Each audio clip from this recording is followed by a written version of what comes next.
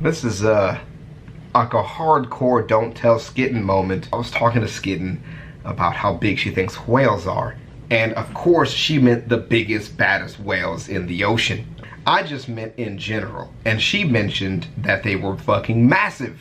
And I said no, but like technically it's yes.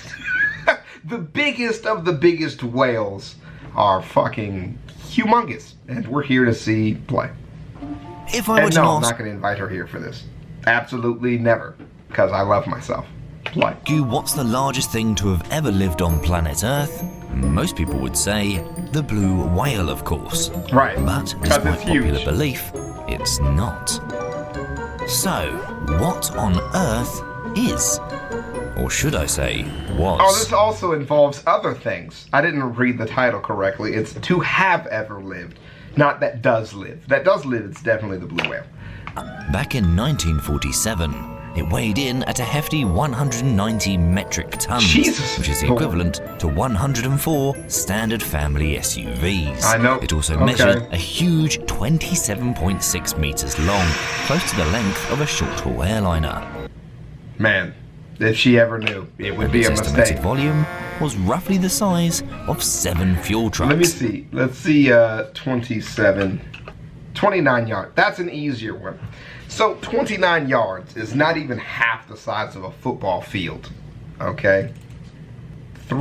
360. Try to remember to do a side-by-side comparison.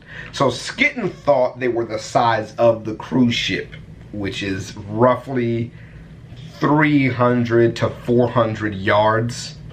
It's only about 30 yards, which is still really freaking huge. But it's not quite the size of a cruise ship. So at 223 cubic meters. Okay. Remember that for later. We will. What could possibly outsize something this massive? Well, whales first appeared around 40 million years ago. So to find out what could possibly top such a titan, it makes sense to take a look at this prehistoric era of Earth's history. When great monstrous-sized beasts walked the planet, plants were the size of VWs, Vegisauruses with long tails and small heads. The largest of these dinosaurs to have ever walked on the Earth is believed to be the Argentinosaurus. Its discovery in the 1990s stunned paleontologists the world over, with a length of 35 meters and a weight of 70 metric tons. That's like insanely large. I'm going to do the comparisons later on. Put this next to most people's common point of 35 dino size meters. reference, the T-Rex, and it dwarfs the goat-eating carnivore.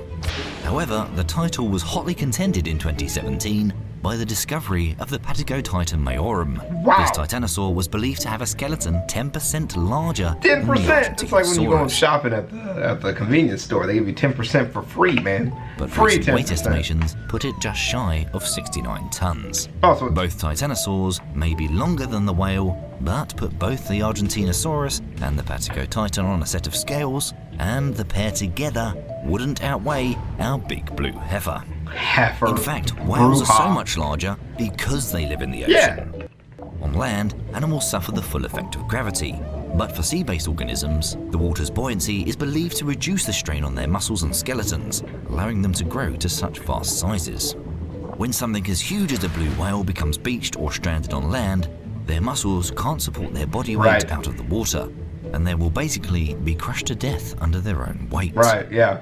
So then with that logic, the farther back you go, and then if you go to the water, the bigger things get. That makes sense to me.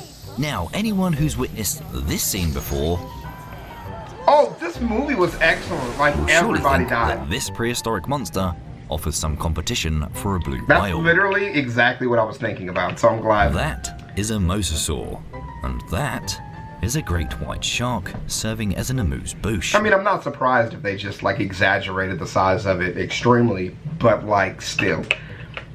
Now, if this is your average size great white, then the mosasaur would make up the length of about 9 of these sharks. With your average great white measuring in at 5.3 meters, 5.3. that means the 17 feet. mosasaur measures in at nearly 48 meters. 157 feet. God This damn. is how our blue whale sizes up against this leviathan. Is that true, though, how big it But is? here's where Hollywood gets carried away Right. with itself. Mosasaurs aren't believed to have grown any longer than 18 meters. Bro, that is still huge. 60 feet? With the largest one to have ever been excavated sitting at a modest 15 meters. Wow. Meaning Jurassic World's reptile is grossly inaccurate. Yeah, but it was fun. Anyway, that's enough. 6 meters of the answer. Measuring in at nearly 26 meters, that's only just short of our largest blue whale, it's believed that this giant ichthyosaur may have been the largest aquatic reptile ever. Ichthyosaur. I spelled that all kinds of fucked up, but Google knew. Oh, that's kind of funky looking. That is definitely funky looking. However, with its dolphin-like shape, a long pointy jaw and streamlined body, its estimated weight falls far below that of the whale, meaning the blue whale still stands as the largest animal to have ever swam in our planet's waters. I really hope she doesn't see this, because this is getting terrifying. Let's leave the wet stuff behind now and head back to land, where the competition to be crowned largest living thing is starting to hot up. What stands taller than the largest dinosaurs and doesn't suffer the effect of gravity like other living, breathing organisms? The trees. Oh! As we travel to the coast of California, we'll find the Redwoods National Park. Really? Okay. And here, I guess it is living. Yeah. Wow. This is so general. I love it. Hyperion. Hyperion. Even fantasy doesn't top this living behemoth. Hyperion? Go, I'm finna Google it, fam. You got it. Hyperion. Dude, that sounds fucking great. Wait, it's a movie. I want the tree. Not the movie Hyperion that I've never heard of before in my entire life. The world's tallest tree. Oh, there it is. There's the I was like, where's a person standing next to it? Yep, that thing is massive. Take a recent incarnation of Godzilla and put it next to the sequoia, and it stands around 10% taller at a staggering 115.85 meters. And if Godzilla's not your thing, then take a look at how the Statue of Liberty sizes up. Jeez! Yet height isn't everything. Its girth is where it has its strength. That doesn't necessarily mean the tallest. So for that, we need to travel down the coast to meet General Sherman, a 2,100-year-old giant sequoia. He may stand at a humble 82.6 meters tall by comparison, but has a whopping volume of 1,487 cubic meters, blowing old Bluey out of the water, because in fact, you could squeeze around 7 blue whales inside this tree. Wow. When the General's root system is taken into account, it's believed that this single organism would weigh 1,814 tons. That's a big ass tree. And as astounding as those stats are, there was once a tree larger than the General, measuring at 1,727 cubic meters, but it was sadly cut down in the 1940s. Holy shit, are you serious? Who would do that? Why would you do that?